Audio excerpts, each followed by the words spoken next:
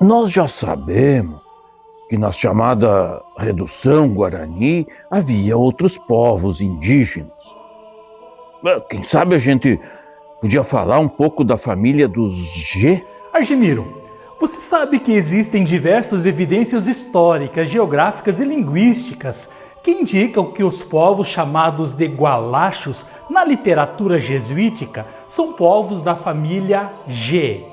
Os G do sul do Brasil, atualmente os Caingangue e Oxoclém, foram identificados pelos jesuítas também como Guaniana, Guaiabá, Guananá ou Gaianá, Ibiraiara e Xiqui.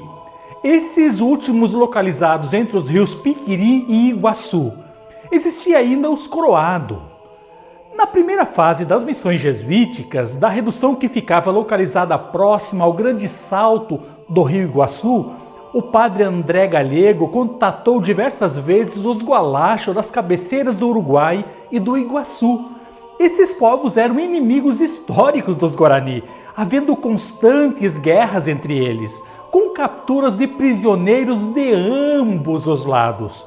Por esse motivo, com a fundação das reduções na região missionária do Guairá, os jesuítas buscaram intervir nessas relações belicosas para a própria segurança das missões e para que esses povos não dificultassem a ligação entre os povoados do Guairá e do Paraná. E a melhor forma de conseguir isso era estabelecendo reduções entre eles. Um dos grandes projetos do padre Antônio Ruiz de Montoya, quando ele era superior das missões.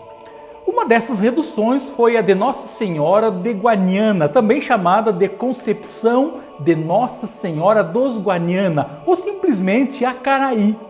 Outra foi a redução da Conceição dos Gualachos, embora pequenos grupos deles estivessem distribuídos em vários outros povoados.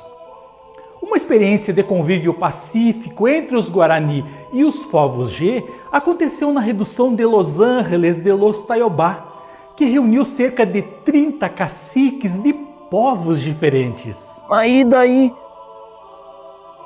como é que ficava a questão da língua nessas missões? De fato, Argemiro, havia muita diferença linguística entre esses povos e os Guarani. Mas os missionários aprenderam a língua gualacha com um Guarani cristianizado que a falava. Esse Guarani ensinou a língua para o padre Francisco Dias ao ponto de ele traduzir nela a doutrina cristã, tendo traduzido as orações católicas e composto um cântico na língua deles, fato que teria feito com que crianças e adultos se achegassem ao missionário para aprendê-las. Infelizmente, esse material parece ter sido perdido. E nos costumes, professor, os gualachos eram assim, diferente dos Guarani? Quem sabe o senhor podia falar um pouco sobre isso? Sem problemas, Argemiro. Entre os Xiqui, uma de suas parcialidades, os jesuítas perceberam que as mulheres tinham muita autoridade sobre seus maridos. Eles deixaram registrado que os homens possuíam uma única mulher, para eles emprestada, pois não existia casamento fixo e estável entre os gualachos. Eles percebiam que os Guarani tinham autoridade sobre a mulher para retê-la ou dispensá-la, mas os gualachos não, pois sua mulher, por motivos muito leves, se separava do marido e tomava outro, de modo que os homens as deixavam fazer o que quisessem, dizia o missionário. Escandalizados, os missionários diziam que elas cuidavam muito pouco de seus maridos e que isso era diferente entre os Guarani, não lhes preparando comida nem outra coisa além de criar seus filhos e fazer um pouco de xixa, que era uma bebida fermentada de alto teor alcoólico, feita com mel silvestre. Fisicamente, os Xiqui eram mais altos e a cor da pele era mais clara se comparados aos Guarani. Eles se vestiam com roupas feitas com urtigas. Muitos dos homens andavam nus, mas todas as mulheres andariam vestidas. Apesar de serem extremamente recatadas, os missionários as consideravam muito intrometidas. Elas seriam extremamente ciumentas de seus maridos. Os Chiqui dormiam sobre um pouco de palha cobertos com mantas de urtiga. Eles tinham suas casas redondas e pequenas. Todos eram lavradores e o milho era seu principal cultivar. Comeriam pouco e seu sustento era a base de pinhões e de caça de veados, porcos e antas, animais que eram capturados com flechas e armadilhas feitas em forma de cestos muito longos e grandes. Eles teriam o costume de chorar longamente seus mortos, e se fosse cacique ou um parente próximo, matavam 2 ou 3 pessoas ou até mais, conforme a sua importância. Metade homens e metade mulheres, para que na outra vida acompanhassem os homens e as mulheres fizessem xixa. O modo que tinham de enterrar os mortos começava pelo choro a ele em casa, até que suportassem o odor.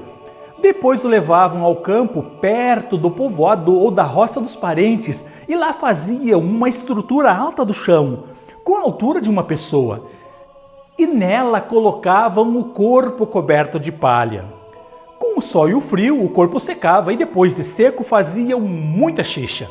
Limpavam o local e todos se sentavam para beber, enquanto outros queimavam o corpo no meio daquele espaço. Depois recolhiam os ossos e faziam um buraco para enterrá-lo.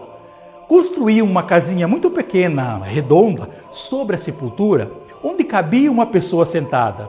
E todo ano os parentes limpavam aquele lugar e os caciques erguiam um monte de terra sobre a sepultura. Eles não possuiriam templos, mas seus líderes religiosos eram muito atuantes, principalmente na emissão de oráculos após consultar porongos com erva.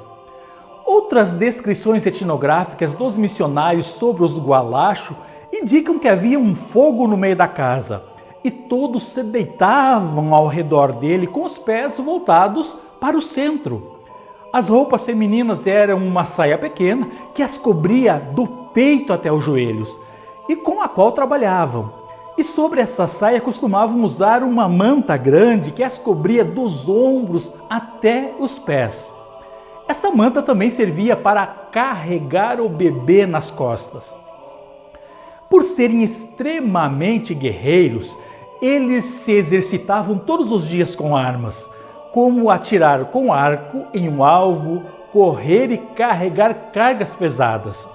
Às vezes eles se carregavam uns aos outros correndo, para que se fossem vencidos na guerra e fugindo, pudessem levar os feridos. Eu espero que tenhas gostado do assunto tratado nesse episódio. Até o próximo. Agu de VT. Obrigado.